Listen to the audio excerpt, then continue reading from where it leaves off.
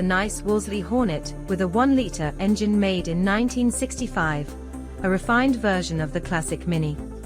It featured a longer boot, more chrome trim, and a wood-finished interior for a touch of luxury. Produced between 1961 and 1969, around 28,000 Wolseley Hornets were built in total. Today, only about 400 are believed to survive in the UK, making it a rare sight at shows. The car used hydraulic drum brakes on all 4 wheels, providing steady and reliable stopping. It came fitted with a Smith's MW/LW push-button radio, popular in many 1960s British cars.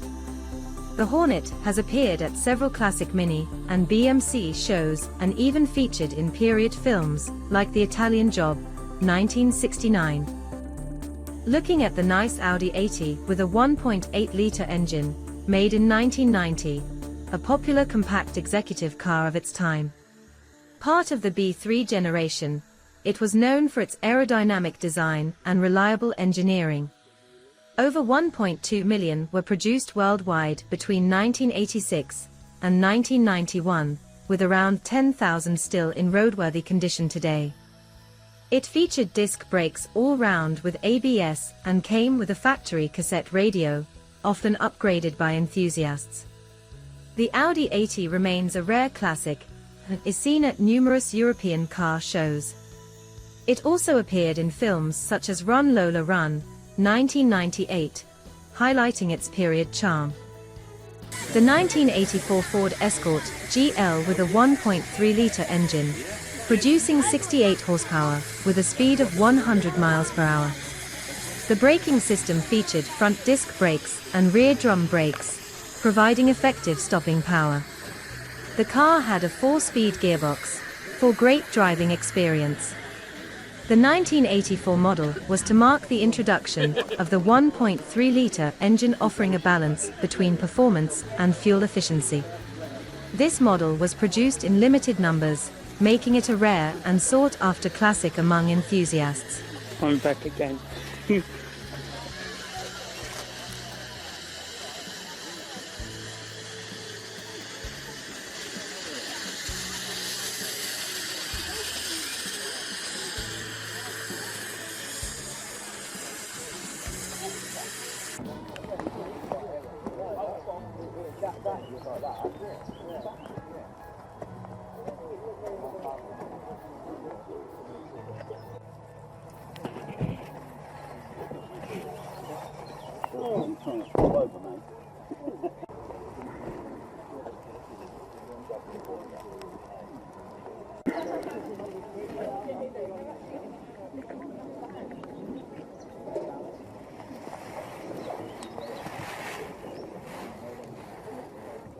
Hi there, my name's Steve.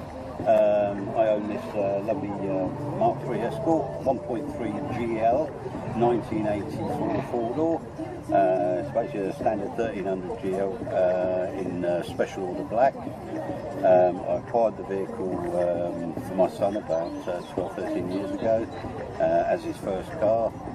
He kept the car for about 3 years and sold it on to a little old lady who wanted something a bit better for the car shows. And then later on she offered it back to us because she couldn't keep it up, and the car lady. And she offered it back to us, and I was sort of in between cars, so I decided to buy it. And I've spent a bit of time and effort on it, upgrading a few bits and pieces. And I've owned the car about just before COVID. And what we found out, obviously, during our ownership of the car, we found that the car was originally a company car in 1984, sold by a company called Croydon, and they sold it as a dealership through to a company called Rolex Watch Company, which we have this all on the logbook and the information in the catalogue. And basically, I've been attending shows for a few months and years now. Always been into the classic car scene. Keep tinkering with selling it, but obviously my colleagues here keep telling me to keep it because obviously you don't see that many Mark IIIs around. No, you don't. Any rust on the vehicle? Has been rust on the vehicle that you've dealt with? Sorry, say again? Any rust on the vehicle or any rust that you've dealt with? The car was really quite solid. It had all been wax oil injected, we believe, from new, during the ownership of the previous owners, and so it's obviously very good.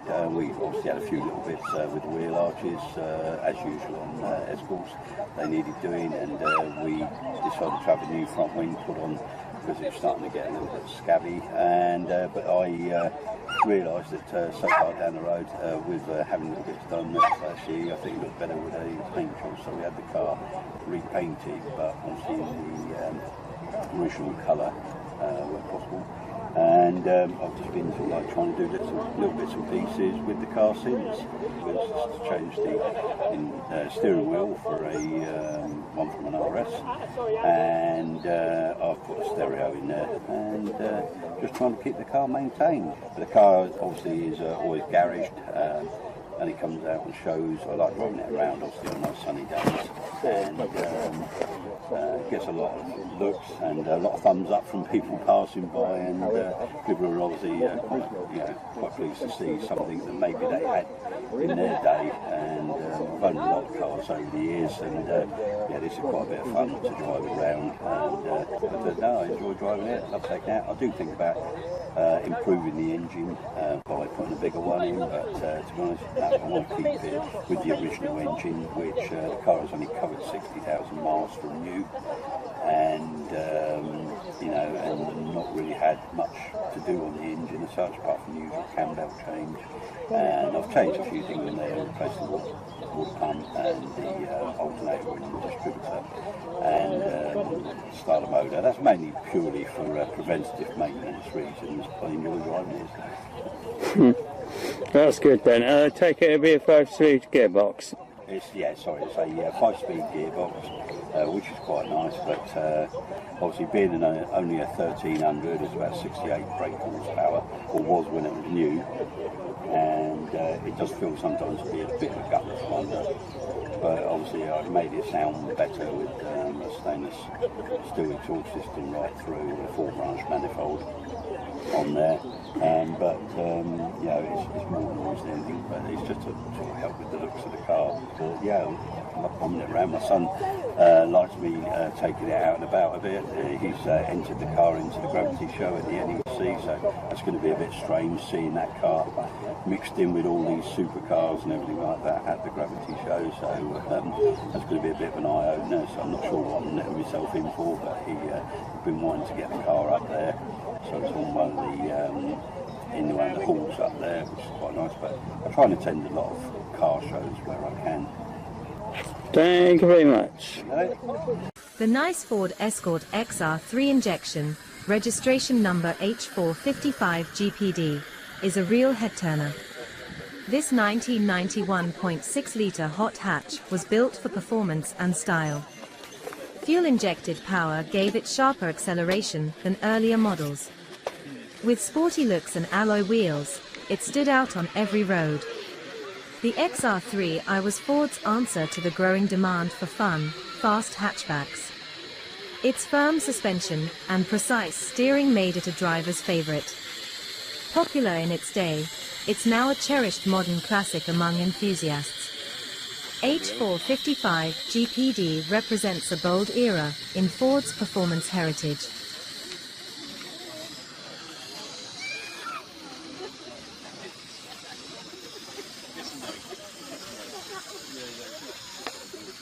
Go. Hi, my name's Debbie Marshall. I've had this car since 1990.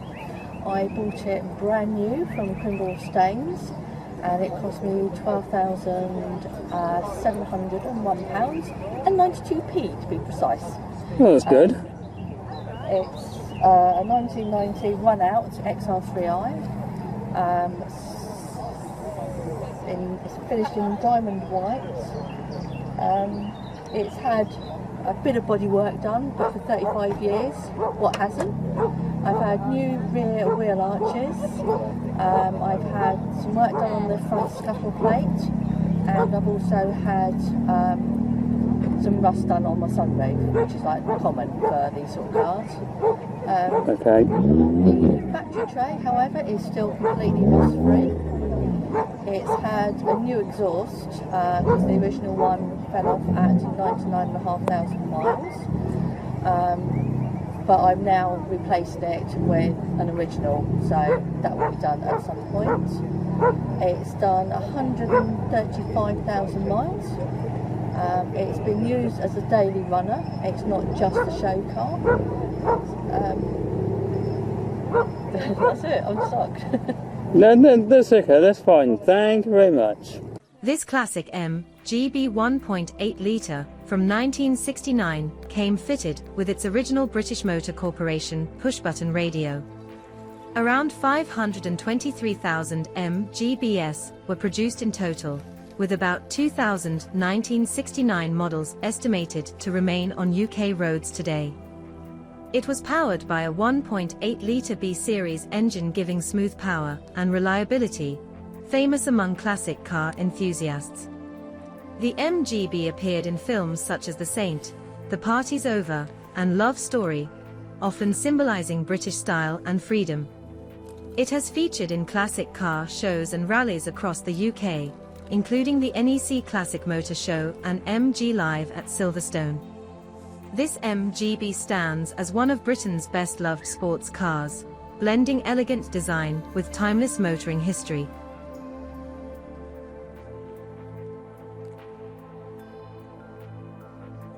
This nice classic MGB GT 1.8-litre made in 1970 came with its original British Leyland push-button radio, or optional radio mobile unit. Around 125,000 MGB GTS were produced, with fewer than 3,000 1970 models on UK roads today. It uses the 1.8-litre B-series engine, giving a reliable balance of performance and grand touring comfort. The MGB GT has appeared in TV and film, including Heartbeat, The Saint, and in Doctor Who, where a car like this appears in Part 1 of Planet of the Spiders. It has also featured at classic car shows such as the NEC Classic Motor Show and MG Live at Silverstone. This MGB GT remains a symbol of classic British motoring, combining sporty looks with practicality and historical significance.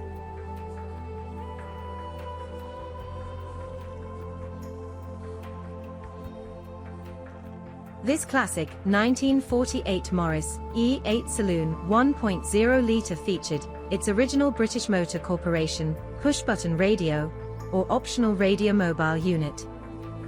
Approximately 125,000 Morris E8s were produced, with a significant number remaining on UK roads today. Powered by a 918 cubic centimeters side valve engine, it offered reliable performance and comfort for its time. The Morris E8 Saloon made appearances in TV shows such as Father Brown and films like The Saint, showcasing its enduring appeal. It has also been featured at classic car events, including the NEC Classic Motor Show and Morris Register gatherings. This Morris E8 Saloon stands as a testament to post-war British automotive design and engineering. This 1969 Austin Saloon features a 1-litre A-series engine, drum brakes all round and very minimal interior trim. 4-speed manual gearbox, no radio as standard. From the ADO 16 family, over 2 million built. Only a few thousand survive in the UK today. Practical, frugal, and widely used in the 60s, modest styling but full of charm. The registration number is YLH390G. This classic 1972 Ford Escort 1.6-litre Mark I came with a standard AM/FM radio with a mono speaker under the dashboard. The 1972 Escort had various models produced, including the 1.6-litre, though exact production numbers are not readily available. The 1.6-litre engine provided a balance of performance and economy, contributing to the Escort's popularity and lasting appeal. While specific film and TV appearances of the 1972 Escort 1.6-litre are not documented, Escorts of this era have appeared in various media, reflecting their cultural presence. The 1972 Escort 1.6-litre remains a notable example of early 1970s British motoring, appreciated by classic car enthusiasts for its simplicity, charm, and historical significance.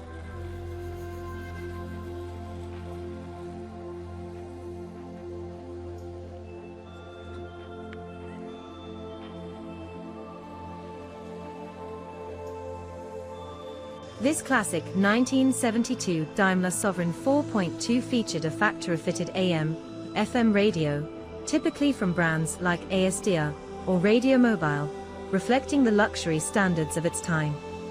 Approximately 11,522 short-wheelbase 4.2-litre models were produced in 1972, with many still cherished by classic car enthusiasts today. Powered by a 4.2-litre inline-six engine, it offered refined performance and was available in both standard and long wheelbase variants. While specific film and TV appearances of the 1972 Sovereign 4.2 are not documented, similar models have been featured in various media, showcasing their enduring appeal. The 1972 Daimler Sovereign 4.2 remains a symbol of British automotive craftsmanship, blending elegance with advanced engineering. This classic 1972 Daimler Sovereign 4.2 featured a factory-fitted AM/FM radio, typically from brands like ASDR or Radio Mobile, reflecting the luxury standards of its time. Approximately 11,522 short-wheelbase 4.2-litre models were produced in 1972, with many still cherished by classic car enthusiasts today. Powered by a 4.2-litre inline-six engine, it offered refined performance and was available in both standard and long wheelbase variants. While specific film and TV appearances of the 1972 Sovereign 4.2 are not documented, similar models have been featured in various media, showcasing their enduring appeal. The 1972 Daimler Sovereign 4.2 remains a symbol of British automotive craftsmanship, blending elegance with advanced engineering. This classic Morris Minor 1000 1.3-litre made in 1970 featured its original factory radio, typically an AM unit with push-button controls. Over 1.6 million Morris Minor 1000s were produced between 1956 and 1971, with the 1971.3-litre being part of the final production years. Today, fewer than 10,000 survive on UK roads, making it a rare and cherished classic car. The Morris Minor appeared in films such as The Italian Job and TV shows like Heartbeat, reflecting its iconic British status. This 1970 Morris Minor 1000 remains a symbol of post-war British automotive design, known for its reliability, charm, and timeless style. This classic 1947 Jaguar 3.5-litre Mark IV featured a factory-fitted AM radio, reflecting the standard equipment of the era. Approximately 1,065 Jaguar 3.5-litre Mark IV saloons were produced between 1946 and 1949, with several surviving today due to their durability and collector interest. The 3.5-litre engine provided a balance of performance and elegance, contributing to the Jaguar's popularity. For reference in classic car media, similar 1947 Jaguar Mark IV models have appeared in films like James and the Giant Peach, and TV shows including Foyle's War and The Crown, adding period authenticity. This 1947 Jaguar 3.5-litre remains a symbol of post-war British luxury motoring, admired for its style, engineering, and historical significance. This 1988 Volkswagen Golf 1.8-litre came with a factory AM/FM radio, with some markets fitted with Blaupunkt or Panasonic dealer units. The Golf MK2 family saw over 6.3 million cars built between 1983 and 1992, with the 1.8-litre a popular mid-range option. Exact survival numbers for the 1988 1.8 are not well documented, though many MK2 Golfs still exist in daily use, or under restoration. No confirmed records were found of this exact 1988 Golf 1.8-liter appearing in a film or TV show, although Mk2 Golfs do occasionally appear in period media. Historically, the Mk2 Golf 1.8 is celebrated for its durability, tuning potential, and role in cementing the hatchback as a mainstream 1980s icon. This 1992 Volkswagen Golf 1.8-liter featured a factory AM/FM radio, with optional upgrades available in higher trims. The Mk2 Golf, produced from 1983 to 1992, saw over 6.3 million units built globally, with the 1.8-liter engine being a popular choice among buyers. Exact survival numbers for the 1992 1.8-liter models are not well documented, but many Mk2 Golfs remain in use or under restoration. While the Mk2 Golf has appeared in various films and TV shows, specific appearances of the 1992 1.8-liter model are not well documented. Historically, the 1992 Golf 1.8-liter is celebrated for its balance of performance and practicality, marking the end of the Mk2 era and solidifying its place in automotive history. The 1987 Ford Capri 280, known informally as the Brooklands, due to its exclusive Brooklands green metallic paint, was the final limited edition run of the Capri line. It had a 2.8-liter engine, leather Recaro seats, a limited slip differential, and typically came with a Ford ESRT 32 PS cassette radio and electric aerial. Only 1,038 units were produced, and 95 are still on the UK roads today, with more preserved under SOIN or in collections. The Capri 280 has not been featured in major films or classic TV shows like The Professionals did have a different Capri, but the very last unit built appeared in the Jamie Oliver and Jimmy Doherty show Food Fight Club. Originally created to use up remaining bodyshells, the Capri 280 became a beloved swan song for one of Ford's most iconic coupes.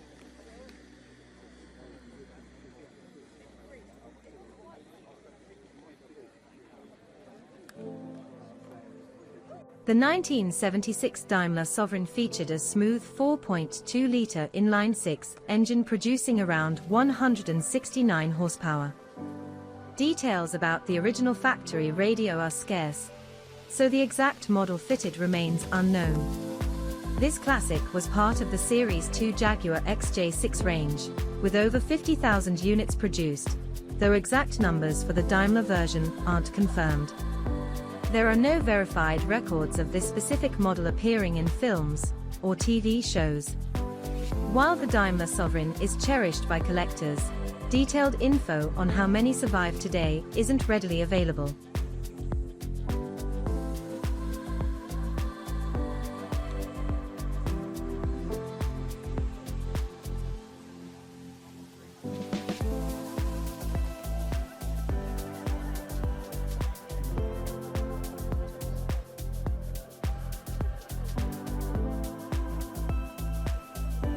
The 1998 Jaguar XJR featured a 4.0-liter supercharged V8 engine, producing 370 horsepower.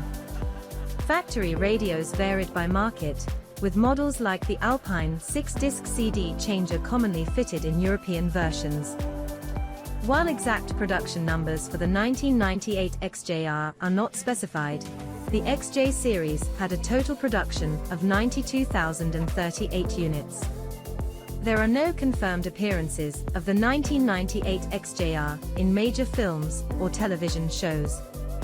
The XJR was part of the X308 generation, known for its blend of luxury and performance, and remains a sought-after model among enthusiasts.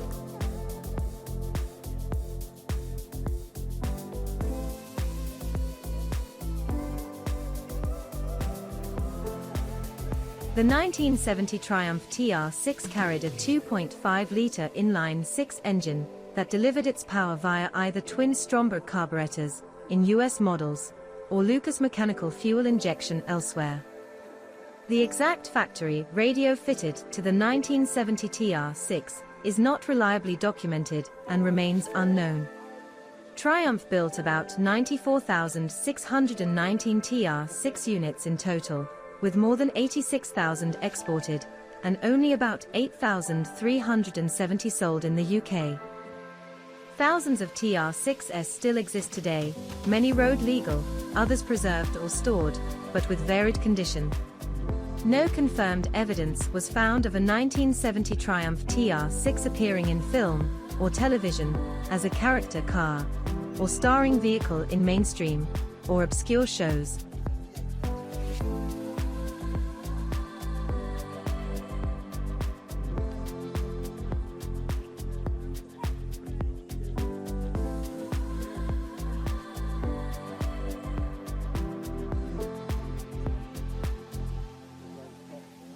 The 1971 MGB GT runs a 1.8-litre inline-4 engine with twin SUHS 4 carburetors, putting out about 95 horsepower.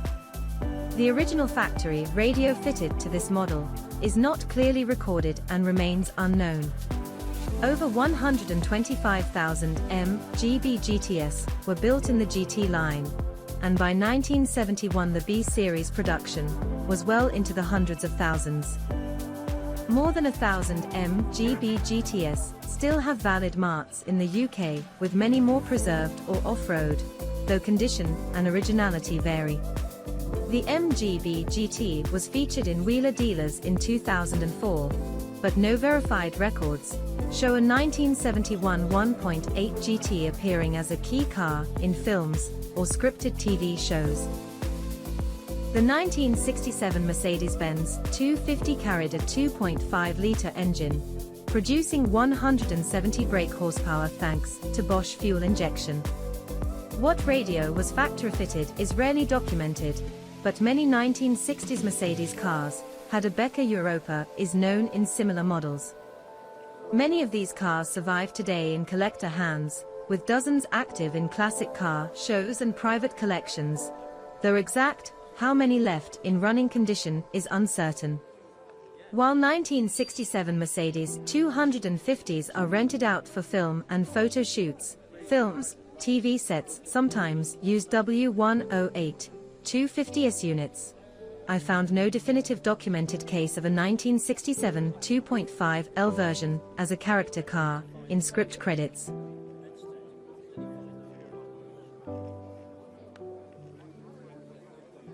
The 1994 Audi 82-litre engine, producing about 90 horsepower. The original factory radio for this model is not clearly documented, so its standard audio unit remains unknown. While many Audi 80s remain active today in Europe among car enthusiasts and collectors, there's no confirmed evidence of a 1994 2-litre version starring in a film or TV show. Older generations of the Audi 80 have appeared in shows like Der Ort, but those are typically earlier models, not the B4 1994 type. The 1994 Audi 82-litre lives largely in private ownership, club events, and as a quiet icon of 90s German engineering.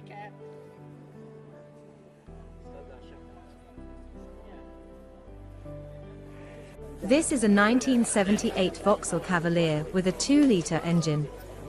Front disc brakes and rear drums, factory radio optional. Manual gearbox, rear-wheel drive on this MK1 model. Over 700,000 MK1 Cavaliers were produced. Only a few hundred remain roadworthy in the UK. Built for comfort, family use, and fleet appeal, a solid, forgotten gem of British motoring. The registration number is WRX733T.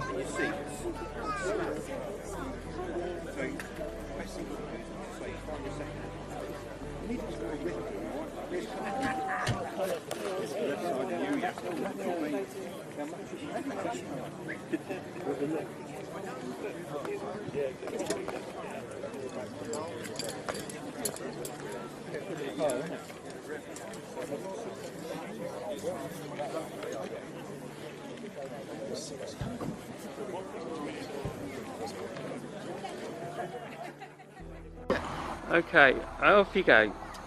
Right, it's a 1978 Mark I Vauxhall Cavalier 2-litre GL. I bought it new from J Davies in Basingstoke, and I've owned it ever since. It's a survivor. There's only 250, I suppose, of these left now. They were an everyday car for lots of salesmen, the sort of people that drove it. One of the reasons it survived was that after I bought it, I took it straight off to a rust proofing centre and had the whole thing rust proofed inside and out under the engine bay. They went completely mad on it. They just covered everything in rust proofing. So that's one reason why the underside has only had one tiny little bit of welding done.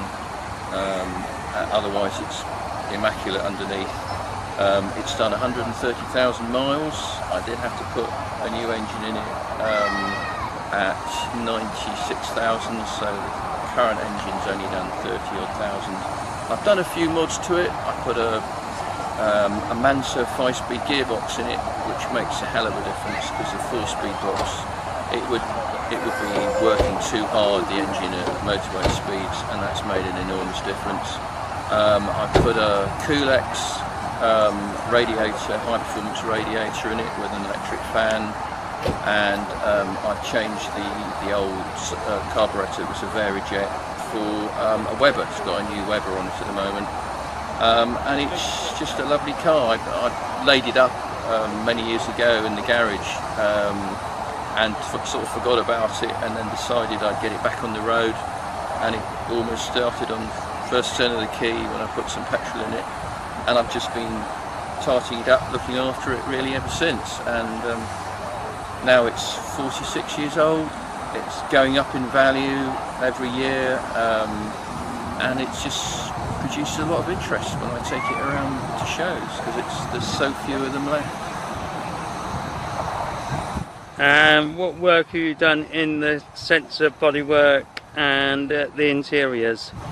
I've done bodywork. It did get a little bit of rust around the wheel arches, but it was only sort of superficial stuff. I have had that resprayed, but apart from that, the paintwork's original.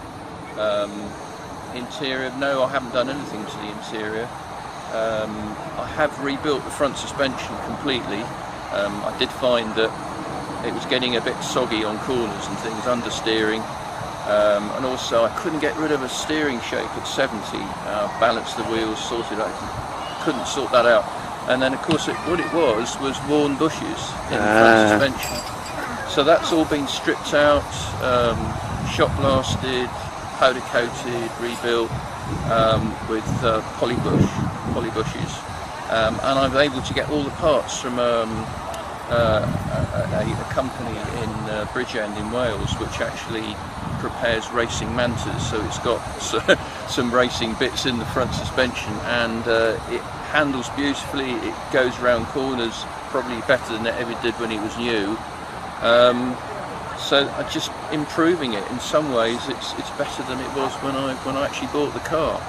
Oh, nice one then. Good. Thank you very much. You're welcome. The 1989 Peugeot 205 with a 1.4-litre engine delivers around 69 horsepower and was offered in hatchback and cabriolet versions. The factory radio type was not clearly documented and appears to vary, so the original audio unit remains unknown.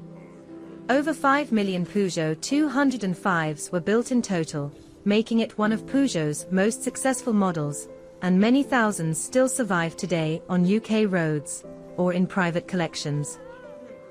No credible evidence was found of a 1989 Peugeot 205 1.4 being a character car or having a major role in film or television, although the model shows up in everyday background scenes and enthusiasts' media. The 205 1.4 remains iconic among 80s 90s small French cars for its simplicity, economy, and enduring appeal. The 1997 Ford Escort 1.8-litre engine with 16-valve. The standard factory radio fitted to that model year is not reliably documented and remains unknown.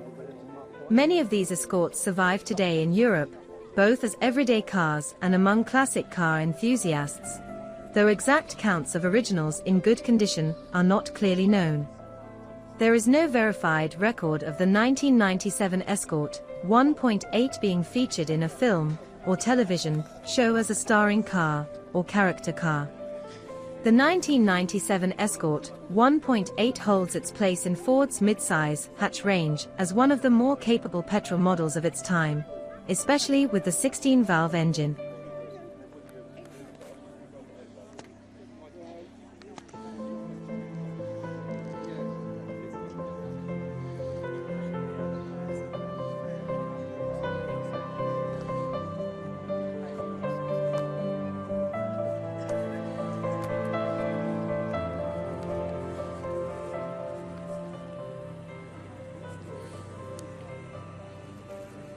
The 1958 Volkswagen Beetle ran an air-cooled flat four-cylinder, 1.2-litre engine producing around 30 horsepower. The factory radio for that model year is not reliably documented. Many early Beetles either had no radio or a simple AM unit, and later many were upgraded by dealers. Volkswagen produced roughly 451,526 Beetles in 1958 worldwide. Many Beetles from that era remain in collections or on the road today, though precise counts of fully original examples are unknown. One specific 1958 Beetle is listed as appearing in the film Raising Arizona in a supporting role, but I found no verified evidence of a 1958 1.2 Beetle being used as a starring character car in major film or TV beyond that mention. The 1973 Triumph Stag 3-litre overhead V8 engine fed by twin Stromberg carburetors, offering a mix of performance and grand touring luxury. Approximately 25,900 Stags were built from 1970 until 1977, with around 17,800 originally registered in the UK, and today over 5,700 are still licensed for road use plus thousands more preserved or SO uned, giving a survival rate near 50% in the UK. The Stag shows up in film and TV, notably a 1973 Stag in My Beautiful Laundrette, and an early pre-production yellow Stag was used by James Bond in Diamonds Are Forever. Despite its early reliability woes, the Stag has become a much-loved classic, maintained by strong enthusiast clubs and specialist support. The 1953 M GTD was powered by a 1.3-litre XPAG inline-4 engine producing around 54 horsepower, paired with a 4-speed manual gearbox. The original factory radio was usually not fitted as standard, but some cars had dealer-installed AM radios or later upgrades.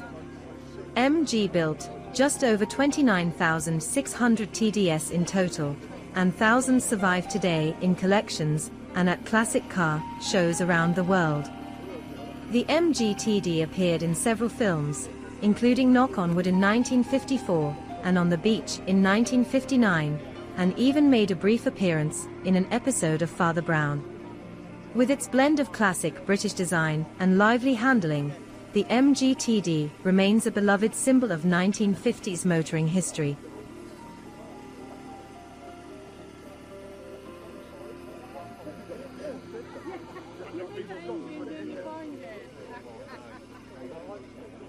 The Reliant Regal van from 1972, with its 1-litre engine and 3 wheels, is light as a feather and full of character.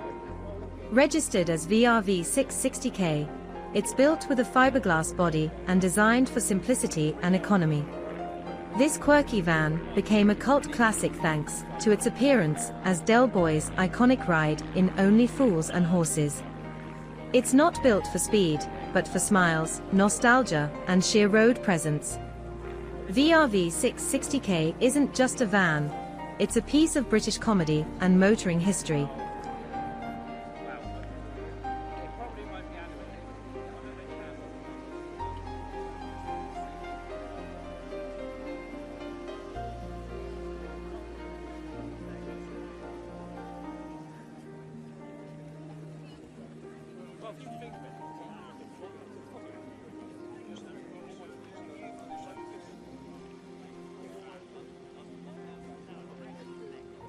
The 1963 Ford Cortina 1.2-litre engine producing about 49 horsepower, paired with a 4-speed manual gearbox.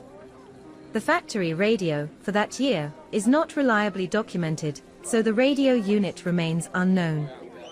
While the total Cortina line appeared in many films and TV shows, such as Carry On Cabby and The Sweeney, there is no confirmed record of a 1963 1.2 Cortina in a major show or film. Many Cortinas survive in classic car collections and on the road, though precise counts of original 1.2-litre 1963 models are not documented. The Cortina MKI 1962-1966 is known for being a simple, light, and popular family car in Britain, and it laid the foundations for decades of Ford models to come. The 1973 Morris 1300 A-Series inline-4 engine, commonly fitted with SU carburetors, delivering modest power for everyday driving. The factory radio for that year is not reliably documented, so the original audio setup remains unknown. Over the life of the model line, approximately 801,966 Morris 1100-1300 units were produced, though not all were 1.3-litre variants. Many Morris 1300s survive in private collections and among classic car enthusiasts, though precise numbers of original 1973 examples in running condition are not recorded.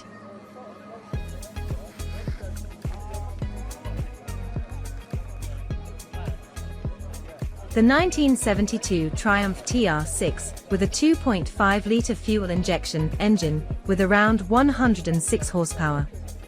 Many TR6s came without radios, or AM units added later.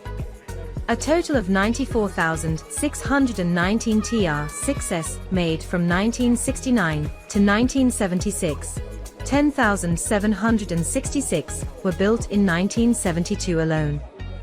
In the UK today, there are about 3,398 licensed TR6s, and another 1,218 SONED off the road, so several thousand survive in some form.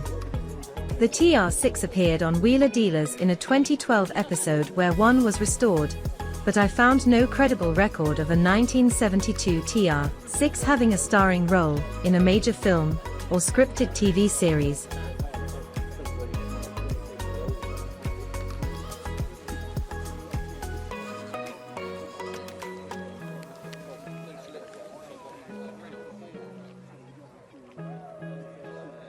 The 1982 Morris Ital HL 1.7-litre petrol engine producing about 77 horsepower. The exact original factory radio model is not reliably documented. Total Morris Ital production from 1980-1984 was about 175,276 vehicles across all versions and engines. As of recent UK registration data, there are only 56 Morris Itals still taxed on the road, with another 133 declared SOIN, so surviving numbers are quite low. There was no information to show that any car like this was featured in a major film or television show as a character car, though Itals are sometimes seen at classic car shows and in enthusiast media.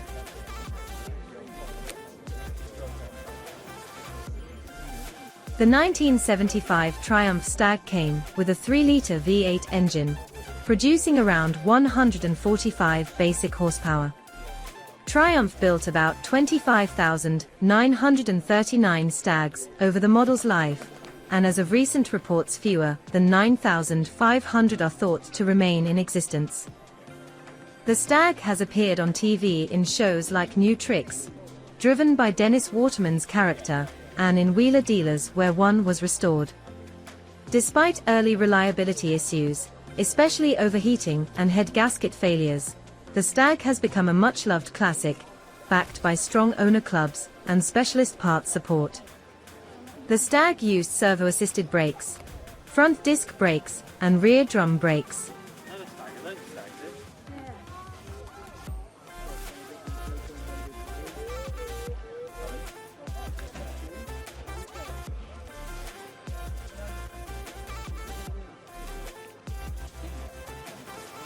The 1988 Nissan Sunny 1.3-litre engine producing about 60 horsepower. The factory radio fitted to that model is not reliably documented, so the original audio setup remains unknown.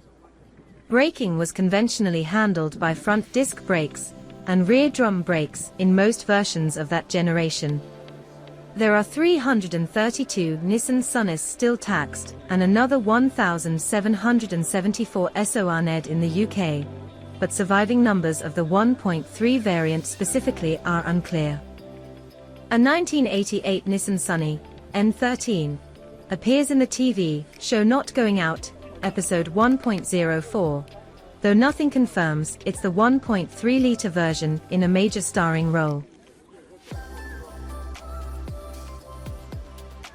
The 1987 Rover, Austin Morris, Mini 1-litre engine rated at about 42 brake horsepower in Masters trim, giving it modest, but dependable performance. Its original factory radio is not well documented. Many Minis of that era either came without a radio, or had simple push-button AM units added by dealers. Brakes on that model were drum brakes all round in many base versions, though some higher trims gained front discs later. While countless classic Minis have starred in films and TV, the Mini in The Italian Job, Mr. Bean's Mini, Blow Up, etc., I found no confirmed instance specifically of a 1987 1.0-litre Mini appearing as a character car in a major show or movie. That said, Minis from that era are often used as background, extras, or in classic car documentaries, and many survive today thanks to strong enthusiast support.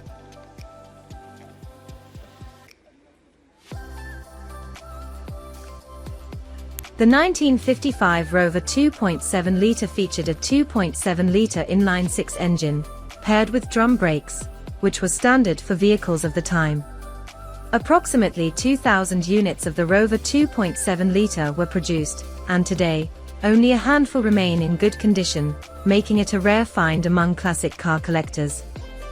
The factory-installed radio in these cars was a simple AM unit, typical for the mid-1950s, and it was considered a luxury feature. While the 1955 Rover 2.7-litre itself has not been heavily featured in major films or TV shows, similar Rover models from the era appeared in British motoring media. Historically, the Rover 2.7-litre is known for its engineering quality and was a significant part of the Rover lineup in the 1950s, offering performance and comfort in an elegant British saloon. The 1953 Riley 1.5-litre, with registration number NAD 386, with a 1.5-litre engine. It likely originally featured a factory AM radio, a luxury option for cars of that era, and used drum brakes all around. Exact production figures and current survivor numbers are still uncertain, but only a modest number of Riley 1.5s remain, making this one rare. Historically, the Riley 1.5 is prized for its craftsmanship, refined ride, and elegant post-war British saloon styling, often seen at classic car meets and in specialist collections.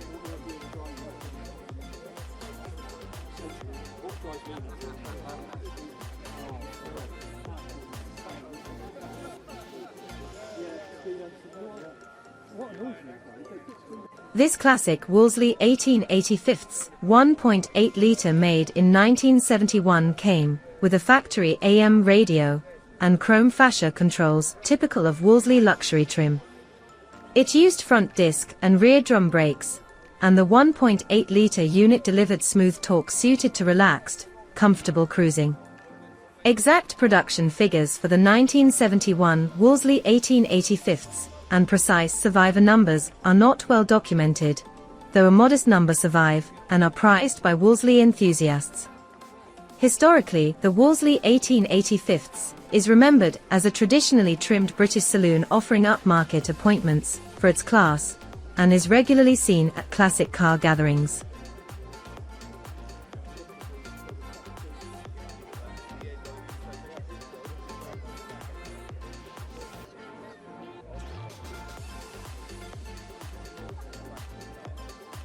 This 1957 Austin A35, with its 1.0-litre A-series engine, came with an optional factory-fitted AM radio, giving drivers a touch of comfort for its time.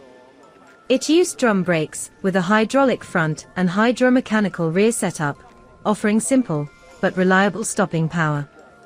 Around 280,000 to 355,000 A30 and A35 models were produced, with about 2,400 still registered and surviving today. The A35, especially the van version, has been featured in films such as Wallace and Gromit and Cemetery Junction, making it a small-screen favorite. The model replaced the Austin A30, became known for its practicality and economy, and remains a popular sight at classic car rallies and events. This 1967 Ford Cortina 1.5-litre typically had a simple factory AM, FM radio. Many owners later fitted cassette or aftermarket units. Braking was normally front disc and rear drum, giving good stopping for the era.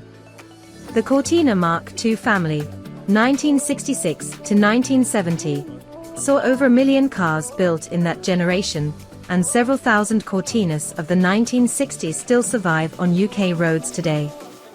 Cortina models from the 1960s have documented screen appearances, with examples of the type showing up in films and TV such as Frenzy, The Baron and Only Fools and Horses. Historically, the 1967 Cortina 1.5 is remembered as a practical, affordable family car that helped make the Cortina Britain's best-selling model in later years, and is now a popular classic.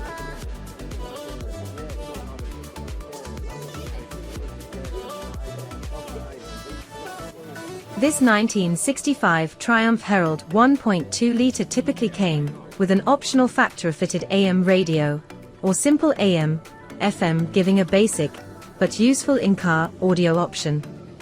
Braking was generally drum brakes all round, providing straightforward, stopping power. The total Herald production across all versions exceeded 500,000 cars, and several thousand Triumph Heralds, including 1,200 or 1.2 variants and related models, still survive on UK roads today. Some Heralds was in Heartbeat, Last of the Summer Wine, and a Herald Estate novelty conversion shown on Top Gear. Historically, the Herald is remembered for Giovanni Michelotti styling, its separate chassis and bolt-on body design, which made many variants and overseas assembly possible, and its continuing popularity at classic car events.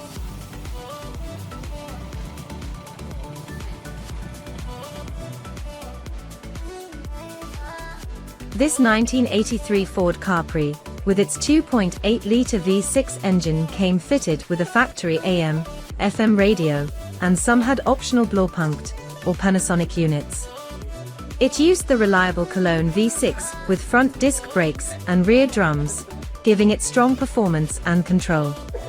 Over 1 million Capris were built across all generations, with the 2.8 injection among the most admired. This model has appeared in motoring programs like Top Gear, highlighting its power and classic appeal. The 2.8 injection is remembered as one of the last true Capris, loved for its sound, speed, and timeless design.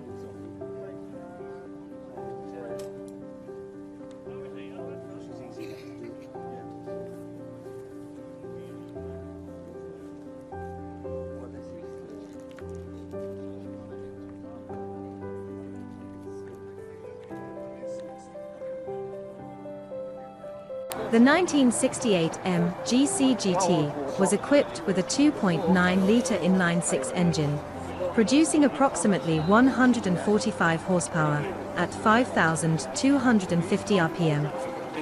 This engine enabled the M GC GT to achieve a top speed of around 120 miles per hour. The braking system featured front disc brakes measuring 11 inches in diameter and rear drum brakes measuring 9 inches in diameter. The braking system was hydraulic and vacuum servo-assisted as standard.